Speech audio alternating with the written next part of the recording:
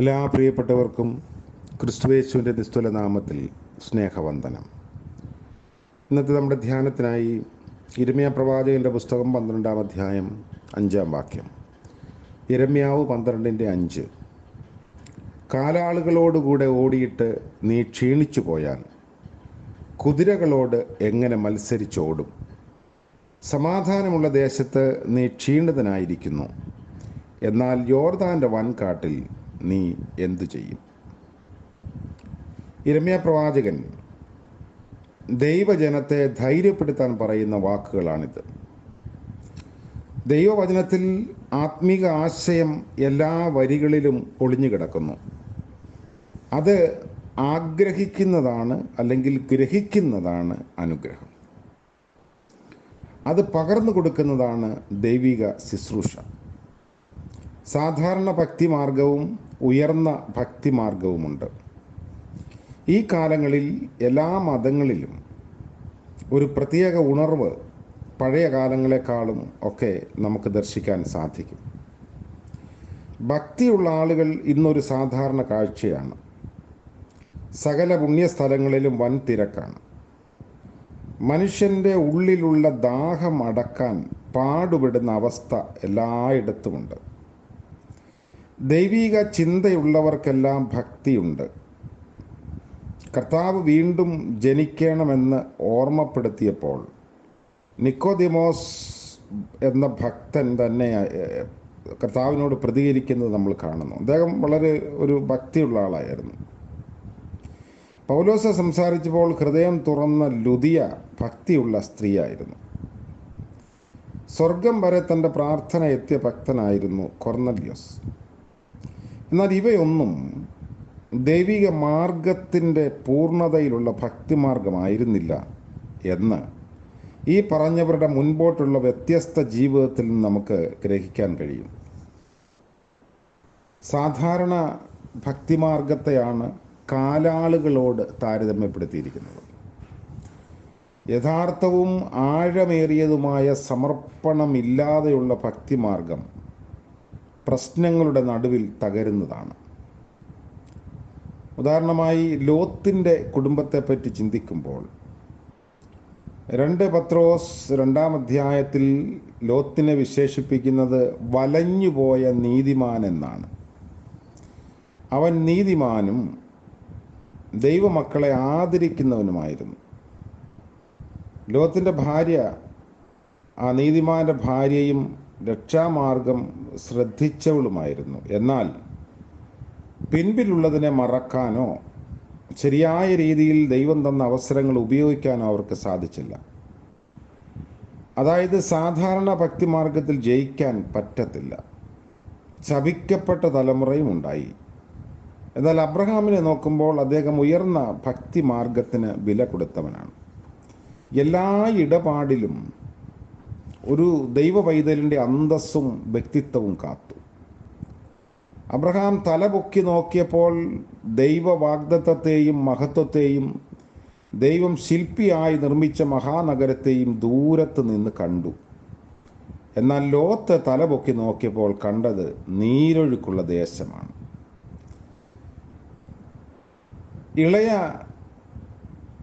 മകൻ്റെ, അതായത് ധൂർത്തനായ പുത്രൻ്റെ ജ്യേഷ്ഠൻ പ്രകടമായും ഭക്തനായിരുന്നു. അപ്പനോടുകൂടെ താമസിച്ചു, പ്രവർത്തിച്ചു. എങ്കിലും ഒരിക്കലും ആ താമസത്തിൻ്റെ ആനന്ദം അനുഭവിച്ചില്ല. വയലിൽ അപ്പന് വേണ്ടി പണിയെടുത്ത ആളാണ്. എന്നാൽ അവൻ്റെ അനുജന് പാപബോധമുണ്ടായി. അവൻ അപ്പൻ്റെ വീട്ടിലേക്ക് മടങ്ങി വന്ന് കൂട്ടായ്മയിലേക്ക് സ്വീകരിക്കപ്പെട്ടപ്പോൾ മൂത്തവൻ അതൊട്ടും സഹിക്കാൻ കഴിഞ്ഞില്ല. ദോ he stayed with his father, he was never at home with him. വീട്ടിനുള്ളിലേക്ക് കയറാതെ പുറത്തു നിന്ന് അതിശയപ്പെടുന്നത്, അല്ലെങ്കിൽ അത് കണ്ട് അരിശപ്പെടുന്നത്. കർത്താവ് ഉപമ അവസാനിപ്പിക്കുമ്പോൾ അങ്ങനെയാണ് പറയുന്നത്. അപ്പൻ്റെ വീട്ടിലെ സന്തോഷം ഒരിക്കലും ഉൾക്കൊള്ളാതെ അവൻ അപ്പനോടുകൂടെ താമസിക്കുകയായിരുന്നു. ചുങ്കക്കാരനും പരീശനും പ്രാർത്ഥിക്കാൻ പോയപ്പോഴുള്ള ചിത്രം നോക്കൂ. പരീശൻ തന്നെപ്പറ്റി പറഞ്ഞതെല്ലാം സത്യമാണ്. സകല ഹൃദയങ്ങളെയും അറിയുന്ന ദൈവത്തോടാണ് പറയുന്നത്. തൻ്റെ സ്വയനീതിയല്ലേ അവൻ പ്രകടമാക്കുന്നത്. ഗേഹസിക്ക് നല്ല ഭാവി ഉണ്ടാകേണ്ടിയിരുന്ന ആളായിരുന്നു. ഏലിയാവിൻ്റെ ഇരട്ടി ശക്തി ശുശ്രൂഷക്കാരനായ ഏലിശ ചോദിച്ചു വാങ്ങിയതുപോലെ ഏലിശായുടെ ഇരട്ടി ശക്തി ഗേഹസിക്കും ചോദിച്ചു വാങ്ങാമായിരുന്നു. ആത്മീക ജീവിതത്തിൽ പ്രകാശം ഇല്ലാതാക്കുന്നത് പണമാണ്. ഏലിയാവിൻ്റെയും ഏലിശയുടെയും ജീവിതങ്ങൾ ഉയർന്ന ഭക്തിമാർഗത്തിൻ്റെ ഉദാഹരണങ്ങളാണ്. ഗേഹസിയുടേത് സാധാരണ ഭക്തിമാർഗത്തിൻ്റെയും ഉദാഹരണമാണ്. ബിലയാം ദൈവിക വെളിപ്പാടും ദർശനവും ഒക്കെ ഉള്ളവനായിരുന്നു. അനേക കാര്യം പ്രവചിച്ച് പറഞ്ഞിട്ടുണ്ട്. യേശുക്രിസ്തുവിനെ പറ്റിയും അവൻ പ്രവചിച്ചു. പക്ഷേ ഒരു നിലവാരവുമില്ലാത്ത ഭക്തിയായിപ്പോയി. അനീതിയുടെ കൂലി കൊതിച്ചവൻ എന്നാണ് അവനെക്കുറിച്ച് വചനം പറയുന്നത്. ഓർഫായും രൂത്തും ഒരുപോലെ അമ്മായി അമ്മയോട് കൂടെ താമസിച്ചു. അമ്മായി അമ്മയുടെ ദൈവത്തെക്കുറിച്ച് അറിഞ്ഞു. മുമ്പിലുള്ള നിന്ദയും പരിഹാസവും ഓർത്തപ്പോൾ ഓർപ്പ തിരിച്ചുപോയി. രൂത്ത് ധൈര്യത്തോടെ നിന്നു. കാല പെറുക്കാൻ ഇറങ്ങിയെങ്കിലും അവളുടെ ദർശനം വലുതായിരുന്നു. ബിലയാമിൻ്റെ ജീവിതത്തിലും ഓർപ്പായുടെ ജീവിതത്തിലും നമ്മൾ കാണുന്നത് സാധാരണ ഭക്തിമാർഗമാണ്. കുതിരകളോടുകൂടെ ഓടാനാണ് ദൈവം നമ്മെ വിളിച്ചിരിക്കുന്നത്. ബ്രിട്ടീഷ് സിസ്റ്റത്തിൽ പവറിൻ്റെ യൂണിറ്റ് കുതിര ശക്തിയാണ്.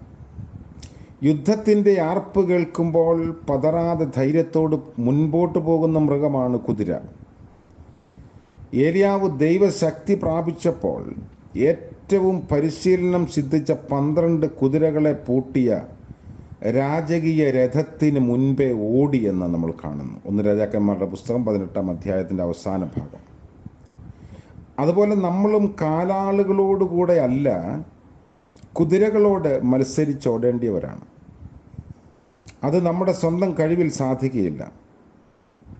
ആത്മശക്തി പ്രാപിച്ച് നമ്മുടെ ക്രിസ്തീയ ജീവിതം ഓടിത്തീർക്കണം.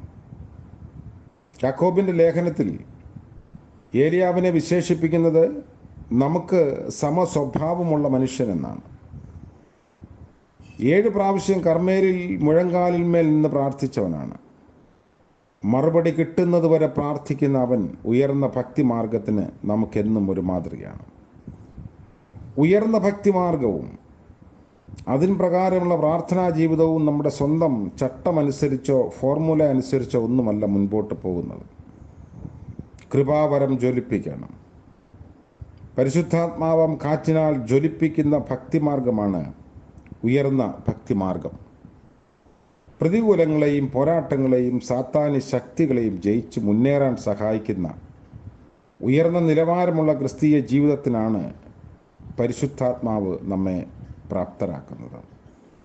ആ ശ്രേഷ്ഠമായ നിലവാരം നമുക്ക് വാസ്തവമായും പ്രാപിച്ചെടുക്കേണ്ടിയിരിക്കുന്നു. അതുകൊണ്ട് കാലാളുകളോടുകൂടെ ഓടുമ്പോൾ ക്ഷീണിച്ചു പോകാതിരിക്കാനും കുതിരകളോടുകൂടെ ഓടി ജയിക്കാനും, അങ്ങനെ സമാധാനമുള്ള ദേശത്ത് ക്ഷീണിച്ചു പോകാതെ യോർദാൻ്റെ വൻകാട്ടിൽ ഓടാനും ദൈവം നമ്മളെ സഹായിക്കട്ടെ. പ്രാർത്ഥിക്കാം. കരുണ നിറഞ്ഞ വാഴ്ത്തപ്പെട്ട കർത്താവേ, സ്വർഗീയ പിതാവേ, മനോഹരമായ മറ്റൊരു പ്രഭാതം കൂടെ ദാനമായി നൽകിയതോർത്ത് സ്തോത്രം.